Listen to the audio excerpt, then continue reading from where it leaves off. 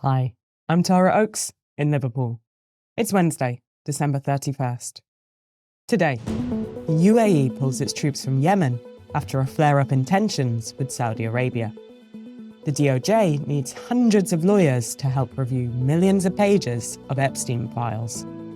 Fed minutes show deep divisions on rates. And it's nearly 2026, and that means big changes are coming on the tax front. This is Reuters World News, bringing you everything you need to know from the front lines in 10 minutes, 7 days a week.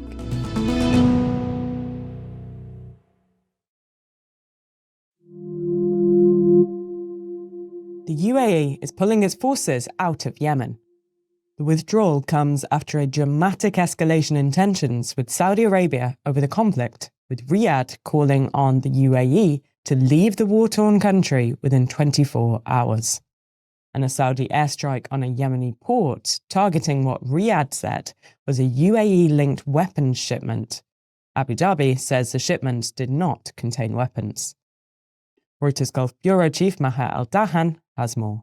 The Saudis and the Emiratis are allies. They often call each other brothers, but they have differed on multiple issues in the Middle East and globally the past decade and even before that. So in Yemen, they see quite differently. They were working together within the same coalition, backing the internationally recognized government against the Iran-allied Houthis. However, within that government, there are a lot of different Yemeni groups, and they were backing different groups within the Yemeni Presidential Council. And so ultimately now they have their forces between groups that have decided to go against each other.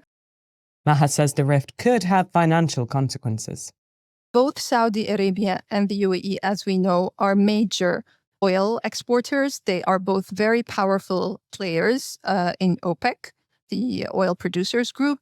And so this kind of friction between them can play out quite quickly within OPEC meetings. We have one coming up soon. And if they can't sit down together and agree oil output quotas or oil output policy, then that has quite a significant and immediate impact on oil prices. The Justice Department has 5.2 million pages of Epstein files left to review and needs 400 lawyers to help with the process. That's according to a government document reviewed by Reuters. It means the final release of the documents is likely to be much later than expected. Congress had set a December 19th deadline for their release. In Germany, dozens of angry bank customers gather outside their local branch, shouting, "Let us in!" They're demanding answers after thieves drilled through a concrete wall at a Sparkasse bank branch in Gelsenkirchen, making off with at least 10 million euros worth of cash and valuables. While the bank was closed for days during Christmas, they broke into several thousand safe deposit boxes, making off with customers' jewellery and savings. One man saying he hadn't slept since learning his retirement savings, stored there for 25 years, might be gone. Tatiana Schlossberg, the granddaughter of US President John F. Kennedy, has died at the age of 35. She'd revealed in a New Yorker essay last month that she had acute myeloid leukemia, an aggressive blood cancer. Schlossberg used that platform to criticize her cousin, Robert F. Kennedy Jr., now US Health Secretary, for being a vaccine skeptic and cutting cancer research funding. The Federal Reserve's decision to cut interest rates in December was far from a sure thing. In fact, minutes released Tuesday show it was something of a coin toss. The unusual level of disagreement, with dissents on both sides, signals the Fed will likely hit pause on further rate cuts until it gets more clarity on the state of the economy. Howard Schneider covers the Fed.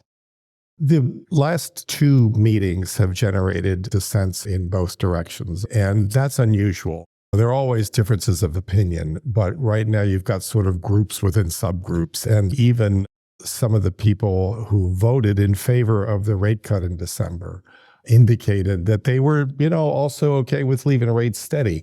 And that is probably going to remain the case for the next, I would say, couple meetings at least, unless and until the new data, now that the impact of the shutdown and the data lags from all of that back in the fall are starting to sort of fade a little bit, and the government statistical agencies are caught up in their reporting.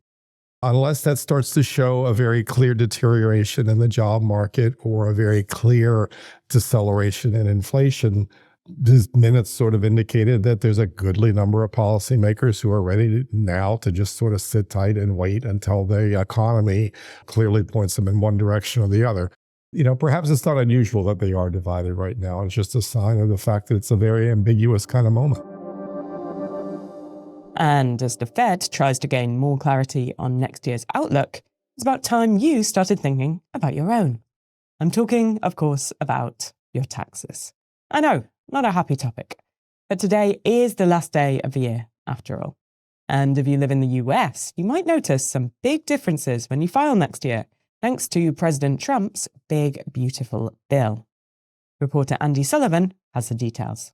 So the law creates a bunch of new exemptions for things like tipped incomes, or if you're a bartender, if you're somebody like that who gets a lot of your income from tips, that could mean you take home more money. There's another break for overtime pay up to $1,200. So people who are hourly workers could be keeping more of their money. And significantly, there is a deduction for seniors. Trump had wanted to exempt Social Security from taxes. The law doesn't do that, but it does give people over 65 years old a deduction of $6,000. So that's more money for them too. All of this means these people will be paying less in taxes. They'll have more money in their pockets, more money to circulate around the economy. Economists say that that could lead to a short-term bump in economic growth. Now, there are bigger changes on the business side. It allows full expensing for research and development costs and certain equipment purchases. So normally businesses would have to sort of take these costs and spread them out over a number of years. This means they can write off those expenses immediately. Tax experts say that that could lead to a significant economic boost. All of this, of course, means that the U.S. government is going to be taking in less tax revenue than it would otherwise. That can worsen the government's budget picture over the long term, and economists say that 10 years from now, that could lead to slower economic growth, higher interest rates, things like that. But in the near term, it definitely is a boost to the economy.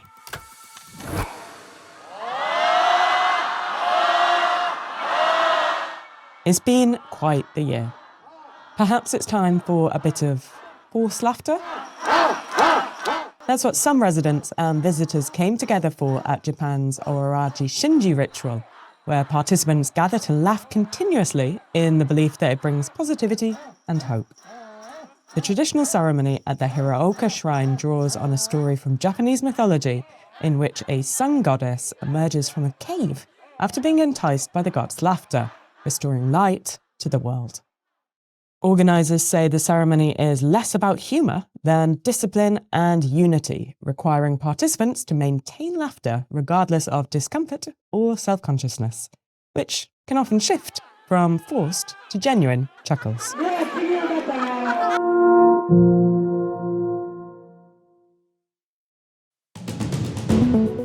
Before you head off to celebrate the new year, we have a recommended read for you. Record gold prices are shaking up demand in India. People are opting for gold coins and bars rather than gold jewellery to get more bang for their buck. We'll put a link to the story in the show notes. For more on any of the stories from today, check out Reuters.com and the Reuters app. Don't forget to follow us on your favourite podcast player, and if you're listening on a smart speaker, just ask for the latest news from Reuters, 7 days a week. A very happy new year from all of us to all of you. Have fun tonight. We'll be back tomorrow with your daily headline show.